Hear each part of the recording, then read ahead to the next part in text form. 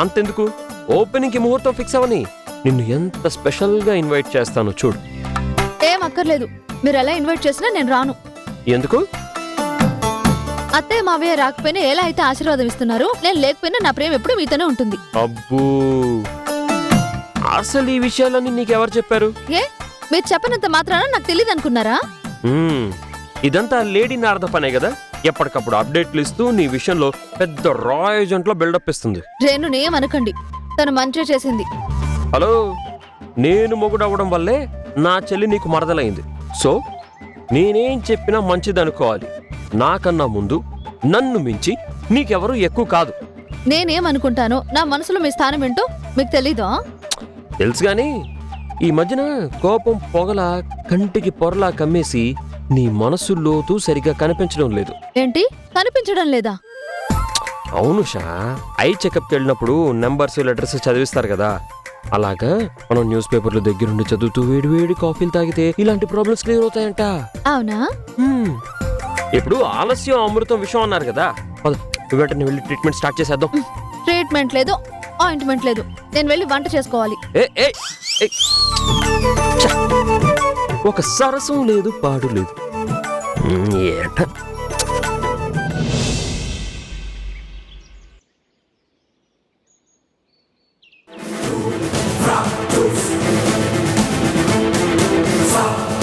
చేసిన తప్పు ఒప్పుకున్నాడా? లేదు సార్, ఎంత అడిగినా మాట్లాడడం లేదు. మీరు అడిగితేనే చెప్పలేదు, మీ కింద వాళ్ళు అడిగితే ఎలా ఒప్పుకుంటాను సార్? కింద పైన ఎంట్రా ఈడియట్. మేమంతా పోలీసులం. చట్టాన్ని కాపాడటం, నీలాంటి నేరస్తులకి శిక్ష వేయడం మా అందరికీ ఉన్న ఒకే ఒక్క కామన్ డ్యూటీ.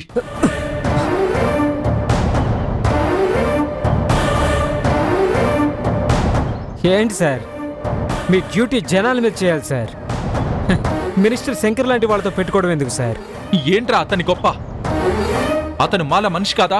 మీ అందరిది వేరే జాతా? మీకు నెత్తి మీద జుట్టుతో పాటు కొమ్ముళ్ళు కూడా మొలుస్తాయా? సార్, నన్ను ఎన్నైనా అనండి, ఎంతైనా తిట్టండి, మా శంకరన్న గురించి మాత్రం మర్యాద లేకుండా మాట్లాడితే ఊరుకునేది లేదు. ఊరుకోకేం చేస్తావు? ఎక్కడున్నావో తెలిసే బెదిరిస్తున్నావా? ఇది నా కంట్రోల్లో ఉన్న పోలీస్ స్టేషన్. నువ్వు వేసే అడిగే కాదు, తీసుకునే ఊపిరి కూడా ఆపగల పవర్ ఉంది నాకు. ఇలాగే డైలాగులు చెప్తూ ఉండండి, ఏదో ఒక టైంలో మీకన్నా పవర్ఫుల్ మనుషుల నుండి ఫోన్ వస్తుంది. నన్ను వెంటనే విడిపించమని ఆర్డర్లు వేస్తారు. వాళ్ళు ఆర్డర్ వేయగానే చేతులు కట్టుకుని సరే సరేని నిన్ను సాగనంపుతాననుకున్నావరా ఫూల్? నాకు నీలాంటి క్రిమినల్స్ కొత్త కాదు, మీ అన్నలాంటి మినిస్టర్లు కొత్త కాదు. ఎన్ని ఎత్తులు వేస్తారో, ఎంతమంది చేత ఫోన్లు చేయిస్తారో చేయించుకోండి. నీకు నీ వెనుకున్న మీ అన్నకి చట్ట ప్రకారం శిక్ష పడ్డం ఖాయం. అది ఆపడం ఆ దేవుడికైనా అసాధ్యం. ఈ సెల్ కీస్ ఎక్కడున్నాయి సార్? చూడు, యాక్సిడెంట్ చేసింది నువ్వే అని నీకు మాకు అందరికీ తెలుసు. కోర్టుకి సాక్ష్యం కావాలి. చేసిన తప్పుని నీ అంతట నువ్వే ఒప్పుకోవాలి. అప్పటి వరకు నీ బతుకు ఈ పోలీస్ స్టేషన్లోనే, ఈ సెల్లోనే. వీడి కోసం స్టేషన్కి ఎవరొచ్చి అడిగినా, ఎంత పెద్ద రిఫరెన్స్తో వచ్చి అడిగినా కేర్ చేయకండి. కీస్ మా ఏసీపీ గారి దగ్గర ఉన్నాయని చెప్పండి. మిగిలిన సంగతి నేను చూసుకుంటాను. హలో ఏసీపీ సార్, చాలా పెద్ద తప్పు చేస్తున్నావు. అవునరా, తప్పు చేశాను. నిన్ను ఈ సెల్లో ఉంచి నా డ్యూటీకి గౌరవం ఇచ్చి నీ ఒంటి మీద చెయ్యి వేయకుండా మర్యాదగా ట్రీట్ చేస్తూ చాలా పెద్ద తప్పు చేస్తున్నాను. ఒక్కసారి కోర్టు ఆర్డర్ పాస్ అవని పోలీస్ పవర్ ఏంటో, నేరస్తులకిచ్చే ట్రీట్మెంట్ ఏంటో చూపిస్తాను.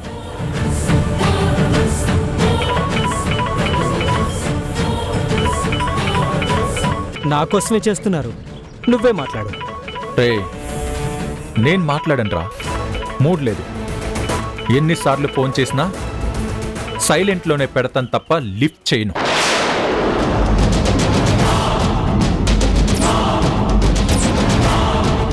నీ మొహంలో నవ్వు కన్నా ఈ ఎక్స్ప్రెషనే బాగుంది.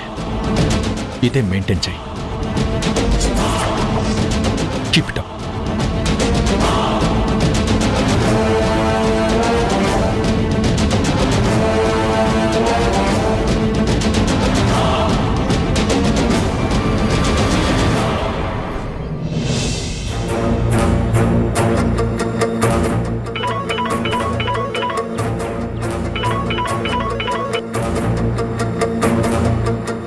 చెప్పు ఉషా. బావగారు, శ్రీవాణి గారి యాక్సిడెంట్ గురించి ఏమైనా తెలిసిందా? చాలా విషయాలు తెలిసాయి. నేనే నీకు కాల్ చేద్దామనుకుంటున్నాను. మనం ఊహించినట్టే దీని వెనక శంకర్ మేఘన ఉన్నారు. అతని మనిషే యాక్సిడెంట్ చేసినట్టు సీసీ కెమెరాలో రికార్డ్ అయింది. శంకర్ ఇంటికి వెళ్ళి ఆ పర్సన్ని అరెస్ట్ చేసి తీసుకొచ్చాను. వాడితో నిజం కక్కిస్తే మేఘన నీచ స్వరూపం బయటపడుతుంది. తొందరగా ఈ కేసు గురించి డీటెయిల్స్ తెలుసుకుని మేఘన మీద యాక్షన్ తీసుకోండి బావగారు. ఆలస్యం చేసే కొద్దీ హారిక అక్క పద్ధతి ప్రవర్తన మారేలా ఉంది. హారిక నీకు కాల్ చేసిందా? కాదు, నిన్న డైరెక్ట్గా ఇంటికొచ్చింది. మీరు నేను వేరే వేరే కారణాలు చెప్పడం వల్ల అక్కకి అనుమానం పెరిగింది. అప్పటికి రెండు ఒకటే అని కవర్ చేయడానికి ట్రై చేసినా అక్క నమ్మలేదు. నిజం చెప్పలేక, తన ప్రశ్నలకి సమాధానం ఇవ్వలేక చాలా ఇబ్బంది పడ్డాను. నువ్వు అనుమానించేంత విషయం ఏమీ లేదని ఎంత చెప్పినా నేనేదో కావాలని దాస్తున్నానని కోపంగా మాట్లాడి వెళ్ళిపోయింది. హారిక దగ్గర ఎప్పుడూ ఏ విషయం దాయలేదు ఉషా, అందుకే కోపం. ఆ కోపమే అనుమానానికి దారితీసింది. తన ఆరోగ్యం కోసం, కుటుంబం బాగు కోసం నువ్వు నిజాన్ని దాస్తున్నావని తెలియక పిచ్చిదానిలా మాట్లాడుతుంది. నువ్వు ఆ మాటలేం పట్టించుకోకు. అసలు మనిద్దరం ఒకే కారణం చెప్పుంటే అసలు మీ ఇంటికి కూడా వచ్చేది కాదు. తన కోపం నిన్నెంత బాధ పెట్టుంటుందో నేను అర్థం చేసుకోగలను. హారిక అన్న మాటలకి నేను సారీ చెప్తున్నాను. అయ్యో బావగారు, మీరు నాకు సారీ చెప్పొద్దండి. అక్క కోపాన్ని, మాటలని నేను కూడా అర్థం చేసుకున్నాను. అక్కకి నిజం చెప్పలేం కాబట్టి మీరే ఏదోలా కన్విన్స్ చేయండి. తనకి తెలియకుండా మనం ఏదో దాస్తున్నామన్న ఆలోచన రాకుండా చూడండి. సరే ఉషా, నేను మాట్లాడతాను. ఓకే బావగారు.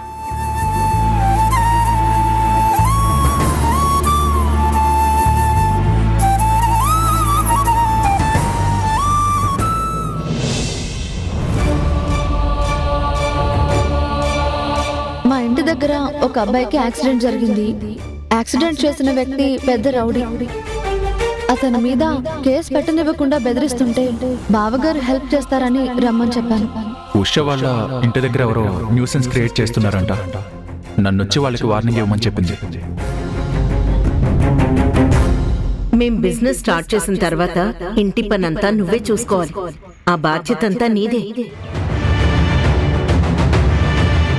ఉద్యోగం చేసిన నిన్ను వంటింటికి అంకితం చేసి తెలివిగా మనుషుల్ని డీల్ చేసే ఉషని ఉత్తమ కోడలుగా మెచ్చుకుంటున్నారు. వ్యాపారం ఏదైనా మా అత్తయ్య మావయ్య ఎప్పటిలానే సక్సెస్ అవుతారు. నీ నోటి చలవమ్మా, అంతా మంచి జరగాలి.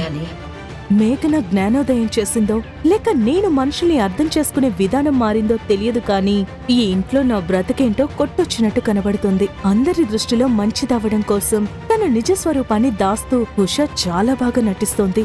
దాని నాటకం వల్ల నా భర్త మీద ప్రేమ, నమ్మకం నాశనమయ్యేలా ఉన్నాయి.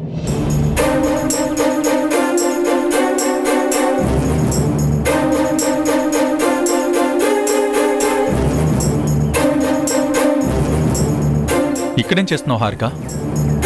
మీకు కొత్త పరిచయాలు ఏర్పడుతున్నాయి కదా, ఇంకా నాతో పనేముంది? అరే నేనేమన్నాను, నువ్వేం చెప్తున్నావు? అడిగిన దానికి సమాధానం చెప్పడం మన మధ్య ఎప్పుడో పోయింది కదా. నేను కూడా అదే ఫాలో అవుతున్నాను. నీకు తెలిసినంత, తోచినంత అర్థం చేసుకో. అరే ఎందుకలా అరుస్తున్నావు? నా బాధ నీకు అరవడంలా కనబడుతుందా? వెళ్ళి మీ అమ్మగారి కంప్లైంట్ చేసుకుంటావా? చేసుకోపో. హారిక, కంప్లైంట్ ఎందుకు ఇస్తాను? అరే నేను ఎప్పుడైనా అలా చేశానా? మన మధ్య ఎప్పుడు ఇలాంటివి రాలేదు. ఇప్పుడు వచ్చాయి కాబట్టే అడుగుతున్నాను. ఏమీ లేని దాన్ని ఏదో ప్రాబ్లం అనుకుంటే ఎలా హారిక? ఏం లేదా? జరుగుతుంది సరిపోదా? ఇంకా ఏమైనా జరగాలా? చూడు, భార్యాభర్తల మధ్య ప్రాబ్లం వస్తే మాట్లాడుకుని సాల్వ్ చేసుకోవాలి, అంతేకాని ఇలా కోపంతో సాధించాలనుకోకూడదు. ప్రాబ్లం వస్తే కాదు, అసలు రాకుండా చూసుకోవాలి. అదే అసలైన ప్రేమ. అరే మనుషులం కదా, అప్పుడప్పుడు పొరపాట్లు జరుగుతూ ఉంటాయి, ఒక్కొక్కసారి సర్దుకుపోవాలి, అంతేకాని ఇలా ఆర్గ్యుమెంట్స్ చేసుకుంటే ఎలా? ఇది ఆర్గ్యుమెంట్ ఎందుకు అవుతుంది? నువ్వు చేసిన పనులు, దాచిన రహస్యాల గురించి మాట్లాడడం కూడా తప్పేనా? నిజం చెప్తే సమసిపోయేదాన్ని సమస్యలాగా మార్చావు. సరే, నిజం చెప్తే నార్మల్గా మాట్లాడతావా? ఏ నిజం? నువ్వొకటి, ఉషా ఒకటి చెప్పి నమ్మించాలనుకున్నారు కదా, అలాంటిదా? సరే, అసలు ఏం జరిగిందో చెప్తాను. డాక్టర్ శ్రీవాణి గారికి యాక్సిడెంట్ అయింది కదా, ఆమెని హాస్పిటల్లో అడ్మిట్ చేసింది ఉషాని.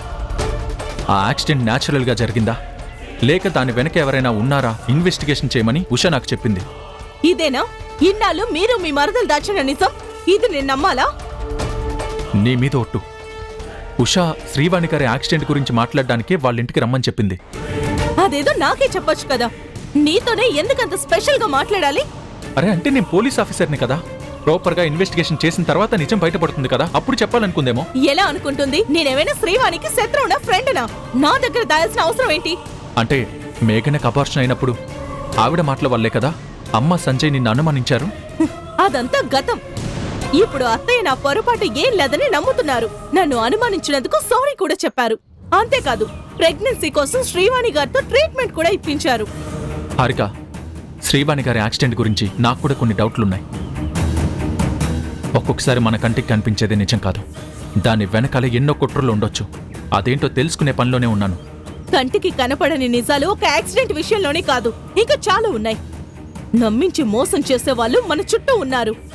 దేని గురించి మాట్లాడుతున్నావు హారిక?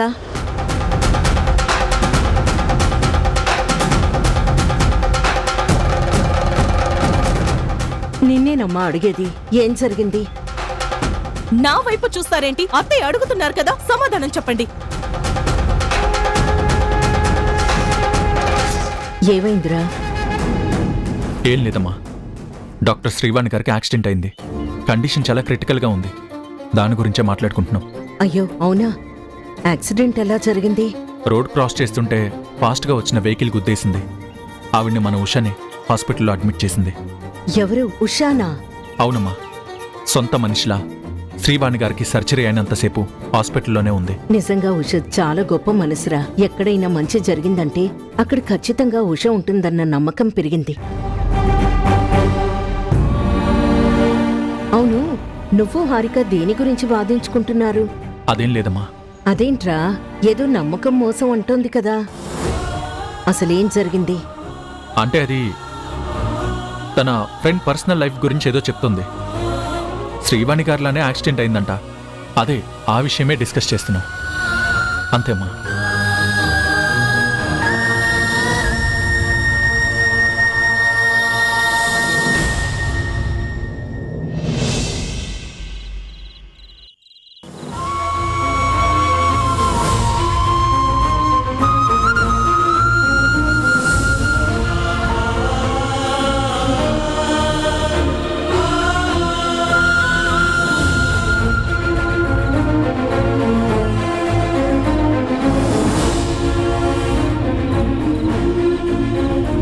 మేఘనకి టాబ్లెట్స్ వల్ల అబార్షన్ కాలేదు, అసలు ఆమె ప్రెగ్నెంటే కాదు.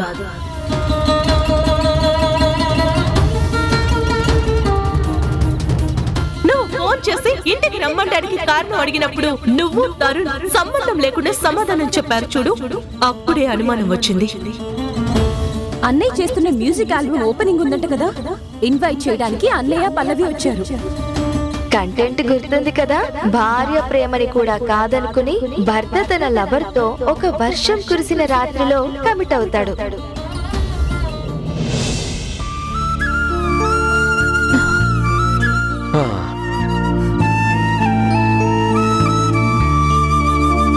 ఏమైంది?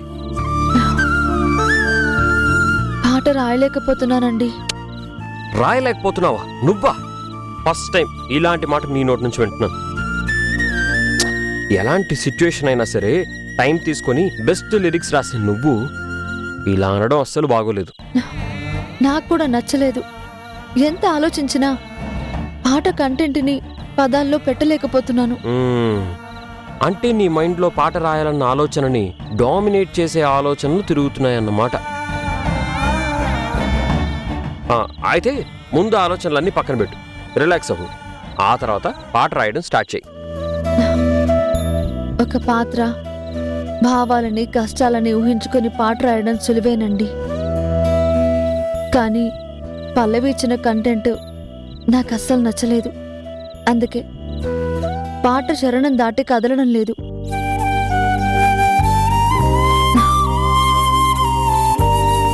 ప్రేమించే భార్యను వదులుకునే భర్త ప్రియురాలికి దగ్గరవ్వడం అంటే ఏ పదాలు వాడాలో, ఆ పాత్రలా ఎలా ఆలోచించాలో నాకు తెలియడం లేదండి. ఉషా, కంటెంట్లో ఉన్న పాత్రని అద్దంలో చూసుకోవద్దు. ఎవరో తెలియని మనిషి గురించి నువ్వు విన్న కథలా ఊహించుకో. అప్పుడు ఈజీగా రాయగలవేమో. ఈ ఆల్బమ్కి మ్యూజిక్ ఎంత ప్రాణమో లిరిక్స్ కూడా అంతే ప్రాణం. నీకు గుర్తుందా, మనిద్దరి కాంబినేషన్లో వచ్చిన పాటలన్నీ హిట్ అయ్యాయి. అందరూ నీ పదాలు బాగున్నాయంటే అప్పట్లో జలసే వచ్చేది, కానీ ఇప్పుడు మాత్రం అలాంటి కామెంట్సే రావాలని కోరుకుంటున్నాను. ఎందుకంటే వేరెవరికి వచ్చినా పాటలు హిట్ అవడం ముఖ్యం. అది అర్థమవుతుందండి, కానీ లేదు, గీనీ లేదు. కాసేపు ఈ పెన్ను పేపర్ పక్కన పెట్టు. సరదాగా అలా బయట తిరిగొద్దాం. అప్పుడు నీ మూడ్ మారుతుంది, పేపర్ మీద పెన్ను కదులుతుంది. ఏమంటావు? సారీ, రాంగ్ టైంలో వచ్చినట్టున్నాను.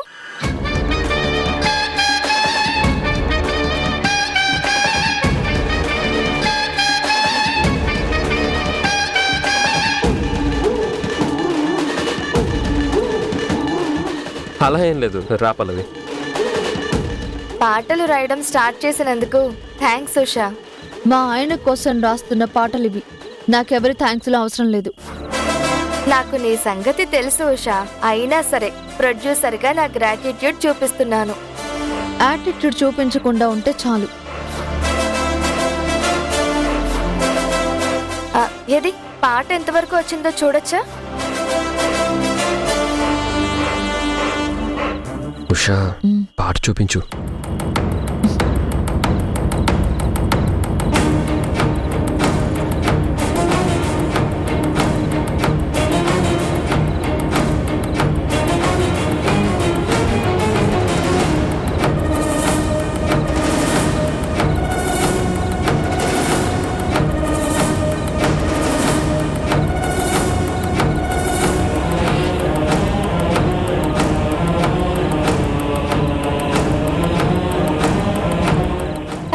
వావ్, ఈ లైన్స్ చాలా బాగున్నాయి. భర్తని ప్రేమించే లవర్ యొక్క ఫీల్, ఎక్స్ప్రెషన్స్ ఇలానే ఉండాలి. నీడ లాంటి ప్రేయసి, నిజమైన అర్ధాంగి, ఇద్దరి మధ్య యుద్ధం, ప్రేమతో సంసిద్ధం. చీకట్లో మాయమయ్యే నీడ ఒకరు, వెలుగులో మెరిసే ఉషస్సు ఇంకొకరు. చీకటి వెలుగుల చిక్కుముడి, ఎంతకు తేలని బ్రహ్మముడి. ఈ లైన్స్ పల్లవిలో పెడితే చాలా బాగుంటుంది. ప్రియురాల్ని నీడతో పోల్చడం చాలా బాగుంది. వెలుగైనా చీకటైనా నీడలా వెంటుండేది తనొక్కతే కాబట్టి సింబాలిజం కూడా పర్ఫెక్ట్ గా సెట్ అయింది. ఆ పోలిక నాకు నచ్చలేదు. వేరే ఏదైనా వస్తుందేమో అని ట్రై చేస్తున్నాను. అవసరం లేదు, ఇది ఇంక్లూడ్ చేసే బాగానే ఉంటుంది. పాట నచ్చాల్సింది నాకు, చూసే నీకు కాదు. ఫైనల్ వర్షన్ ఇచ్చేది నేనే కదా. కంప్లీట్ అయ్యే వరకు కరెక్షన్స్ చెప్పొద్దు. ఓకే ఓకే, ఇప్పుడేం చెప్పను, కానీ ముహూర్తం రోజున 5 పాటలైనా రెడీగా ఉంటే రికార్డింగ్ ప్లాన్ చేసుకోవడానికి మాకు ఈజీగా ఉంటుంది. కిరణ్ గారు, ఇంతకీ మన ఆఫీస్ ఓపెనింగ్ గురించి, మీ పేరెంట్స్ ని ఇన్వైట్ చేయడం గురించి అంతా ఉషకి చెప్పారా?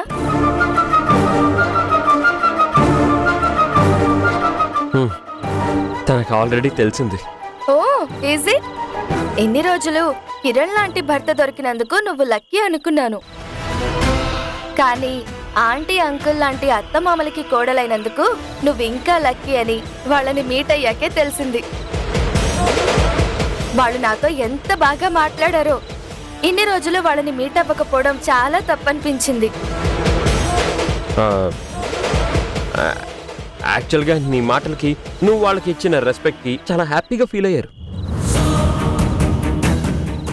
దానికి కారణం మీరే కిరణ్ గారు. మీతో రావడం వల్లే నాకు ఆ మర్యాద, అభిమానం దక్కింది. పల్లవి, ఇప్పటిదాకా అంత బాగానే ఉంది. ఇప్పుడు ఈ టాపిక్లు ఇవన్నీ అవసరమా? అవసరమే కిరణ్ గారు. మీలాంటి వాళ్ళు పరిచయం అవ్వడం వల్ల ఒక మంచి ఫ్యామిలీకి నేను పరిచయం అవ్వడం, వాళ్ళు నన్ను కూడా ఒక ఫ్యామిలీ మెంబర్ గా చూడడం, ఆ విషయంలో నేను కూడా ఉషాలా లక్కీనే.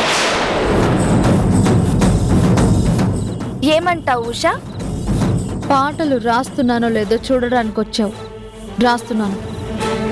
సెరమనీలోపు నీకు 5 పాటలు కావాలన్నావు. అలా పాటలు ఫినిష్ అవ్వాలంటే నాకు కొంచెం ఫ్రీ మైండ్ కావాలి. అంటే నన్ను వెళ్ళిపోమంటున్నావా? పాటలు రాయడం పూర్తయ్యాక పంపిస్తాను. బాయ్ పల్లవి. ఉషా, ఎందుకలా హార్ష్గా బిహేవ్ చేస్తున్నావు? పర్లేదు కిరణ్ గారు, నేను అర్థం చేసుకుంటాను. Bye Usha. Good night Kiran garu. Good night. Bye.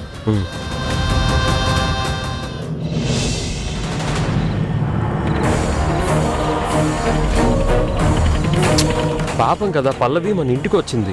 ప్రతిసారి ఇలా హార్ష్గా మాట్లాడే బదులు కాస్త నవ్వుతూ మాట్లాడొచ్చు కదా. నవ్వుతూ పలకరించాలా? అయితే నన్ను కూడా మీ అమ్మ నాన్నలకు పరిచయం చేసి మురిసిపోండి. ఓకే, ఎంత చెప్పినా నీ కోపం తగ్గట్లేదు. నా భర్త విషయంలో నువ్వు అనుకున్నది మాత్రం జరగదు. జరిగేది మొత్తం ఊహించే కదా మ్యూజిక్ ఆల్బమ్ కాన్సెప్ట్ క్రియేట్ చేశాను. ఆ ఆల్బంలో భార్యకి పట్టిన గతే నీది, లవర్ కి పట్టే అదృష్టం నాది. మరి షూటింగ్ ఎప్పుడు ప్లాన్ చేస్తున్నావు? షూటింగ్ తొక్క. కిరణ్ కి దగ్గర అవ్వడానికి, తనని ఉషకి దూరం చేయడానికి నేను ఆడుతున్న పెద్ద నాటకమే ఈ మ్యూజిక్ ఆల్బమ్.